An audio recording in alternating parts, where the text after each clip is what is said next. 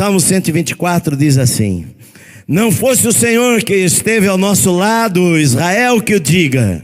Não fosse o Senhor que esteve ao nosso lado quando os homens se levantaram contra nós e nos teriam engolido vivos quando a sua ira se acendeu contra nós. As águas nos teriam submergido, sobre a nossa alma teria passado a torrente. Águas impetuosas teriam passado sobre a nossa alma. Bendito o Senhor que não nos deu por presa aos dentes deles. Salvou-se a nossa alma como um pássaro do laço dos passarinheiros. Quebrou-se o laço e nós nos vimos livres. O nosso socorro está em nome do Senhor, Criador do céu e da terra. Amém. Este é um dos 4 salmos escritos por Davi neste conjunto de salmos. Davi escreveu mais de 70 salmos, mas neste conjunto de salmos estão 4 salmos de Davi, um de Salomão, e os outros a gente não sabe o autor. Na vida de Davi nós sabemos várias circunstâncias que aconteceram, que poderiam tê-lo inspirado a escrever estas palavras aqui. Na época de Davi, ele foi perseguido pelo rei Saul e por 13 anos ele foi perseguido por todos os cantos de Israel, escondendo nas cavernas e talvez no meio destas perseguições, quantas vezes ele viu o livramento de Deus, o cuidado de Deus, a proteção de Deus pela sua vida, e talvez isto inspirou a Davi a escrever este salmo aqui. Eu me lembro, há muitos anos atrás, a Patrícia Bravanel estava aqui, veio aqui na igreja, num culto normal, eu acho, e estava com ela o Rivaldo, que jogou na seleção e jogava lá na Urbequistão, lá para aqueles lados lá, e na casa dele, ele falou aqui, na casa dele ele fez uma célula e começaram a cultuar a Deus, e porque lá não pode ter igrejas assim abertas, e ele trouxe aqui 2 moças que eram lá, que cultuavam a Deus na casa dele. Eu não sei quantos de vocês se lembram, nós oramos por elas aqui, e lá no escritório, elas, depois do culto, elas subiram comigo lá, e elas estavam emocionadas assim, com os olhos cheios de lágrimas, e elas falaram: pastor, nós ficamos impressionados com as pessoas, que as pessoas têm Bíblia, as pessoas têm uma Bíblia completa aqui para ler na sua casa, elas levam a Bíblia para casa, nós lá não temos Bíblia. Às vezes quando surge lá uma Bíblia, a gente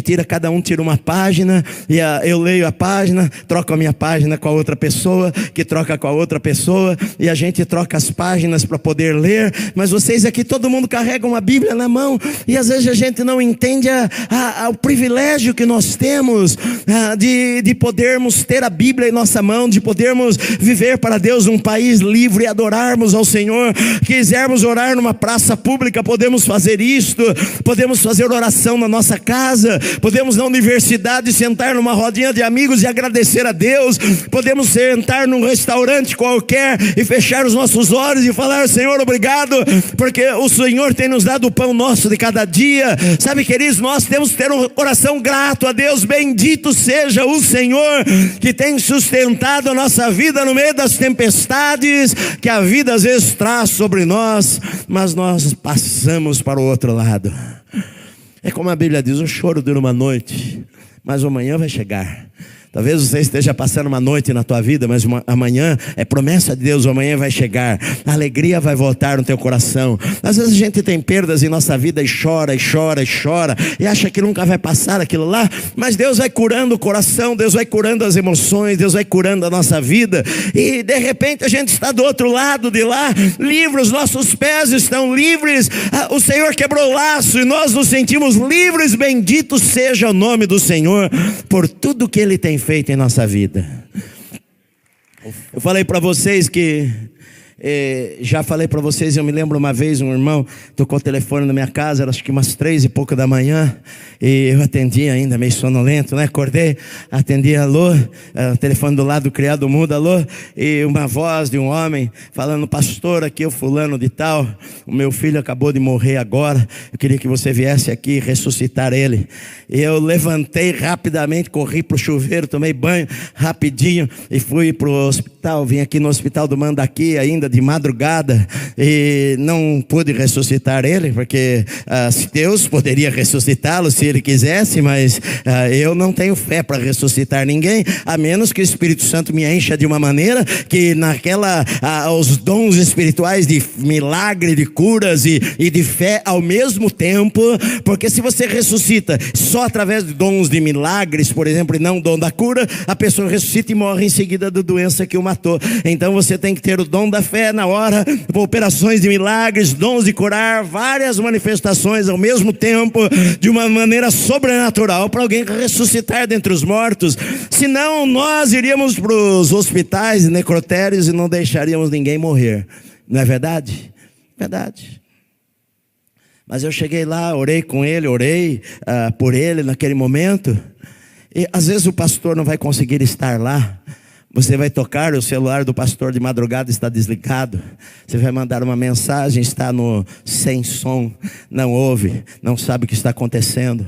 Mas o socorro não é o pastor, o socorro é o Senhor, Criador dos céus e da terra, que está disponível para você 24 horas no dia, a dia ou da noite, na madrugada, quando você está sozinho, quando os temores vêm no teu coração, quando às vezes de noite você se sente sufocado pelas circunstâncias da vida, que às vezes a pressão é tão grande, que você sente um vazio, uma solidão no teu coração, e medo e vontade de sair de casa e andar pela rua de madrugada, um pavor quer vir no teu coração. Naquele instante o Senhor é o teu socorro. Aquele lugar, talvez lá na tua sala, você pode ir lá e gritar por ajuda e falar: Senhor, tu és o meu socorro, e o Senhor vai vir socorrer você, meu amado, porque a Bíblia diz que os ouvidos do Senhor estão atentos à nossa oração, ao nosso clamor. Você nunca está sozinho quando você tem Deus do seu lado, meu amado. O importante deste salmo é ter Deus do nosso lado. Se não for o Senhor que esteve ao nosso lado, ora diga Israel. Porque muitas vezes nós queremos Deus do nosso lado, mas nós não andamos com Deus. Deus não está, embora Ele esteja em todo lugar, Ele não habita em todo lugar. A Bíblia diz que Deus habita no meio dos louvores do seu povo. Embora a gente às vezes ache, as pessoas falam: vá com Deus, nem todo mundo vai com Deus. Embora a gente pense: Deus está com tudo, com todos, mas na verdade Deus quer estar com todos. Mas depende de você. A Bíblia diz que se nós nos aproximarmos de Deus, Ele se aproxima da gente. Se nós o buscarmos, nós vamos achá-lo. Mas se nós não o buscarmos, nós não o achamos. Você pode escolher andar sem Deus na sua vida. Se você desobedecer a Deus e andar em desobediência ao Senhor, o Senhor não tem uma aliança com você. Ele não está andando com você. O importante, eu me lembro, Abraham Lincoln, que era um presidente crente, ele falou o seguinte: olha, o mais importante não é você estar com Deus, o mais importante é Deus estar com você. Isso que é importante. Porque você pode falar: não, eu quero estar com Deus, mas Deus pode ser que não esteja com você. Quando Deus não esteve com Israel, Israel perdeu as batalhas. Quando Deus esteve com Israel, Israel ganhou as batalhas. Se o Senhor não estivesse ao nosso lado, o que teria acontecido? Se nós escolhêssemos viver a nossa vida de qualquer jeito, longe de Deus. Quer saber? Eu não quero saber nada de Deus, não. Eu tenho as minhas decisões. Eu caso com quem eu quero, eu sigo o caminho que eu quero, eu estudo o que eu quero, eu trabalho onde eu quero. Deus não tem a ver com as minhas decisões da minha vida. Eu, quando me converti, eu acredito o seguinte: eu coloco Deus em tudo na minha vida. Deus tem a pessoa para mim casar, Deus tem o trabalho para mim, Deus tem a minha profissão, eu acredito que Deus tem tudo na nossa vida. Deus não tem só 90%, Ele não fala: olha, Edson, escolha o teu caminho, eu vou te abençoar. Não, a melhor coisa é você escolher o caminho que Deus tem para a tua vida e já é abençoado, meu amado. Às vezes a gente não ouve a Deus. O problema é este.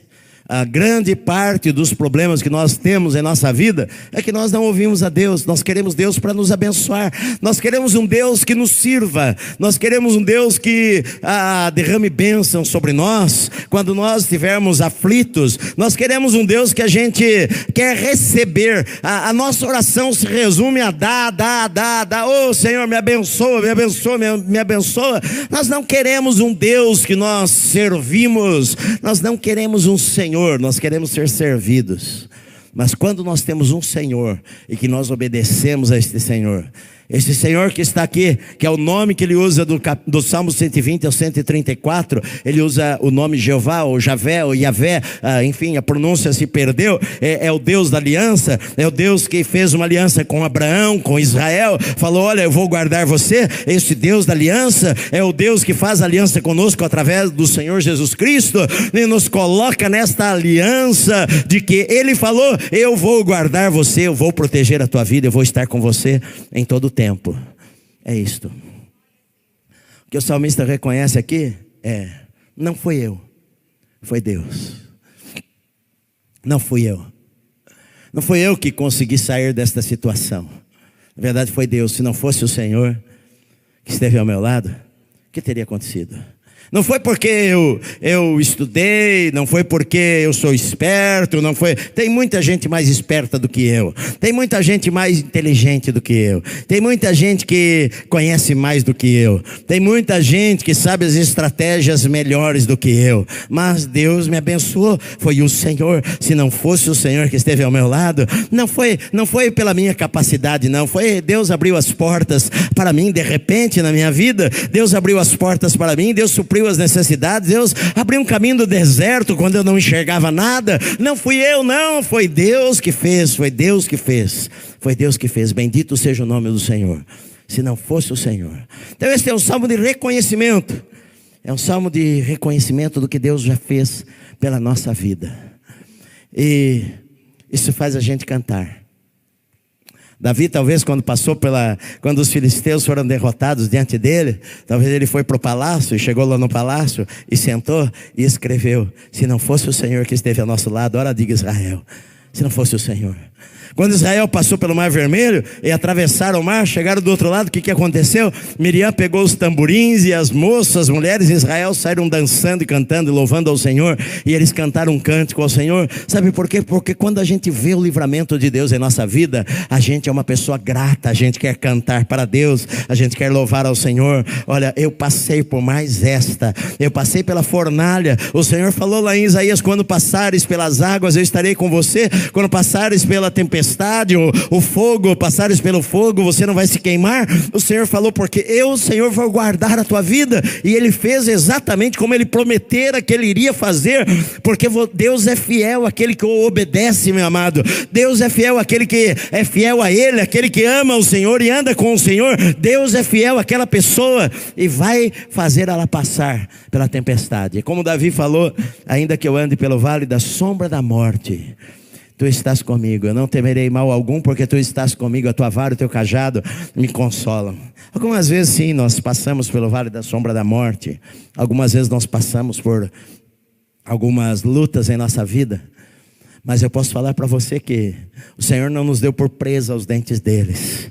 Nós estamos de pé, nós estamos fortes, nós estamos firmes no Senhor. Nós continuamos servindo a Deus com alegria. Nós continuamos andando com o Senhor com alegria. E o Senhor é por nós. E Paulo falou: se Deus é por nós, quem é que pode ser contra nós? Então nós cremos nisto e louvamos a Deus que não é por nós, mas na verdade é pelo Senhor que está conosco e que nos dá vitória cada dia em nossa vida. Amém, meu amado?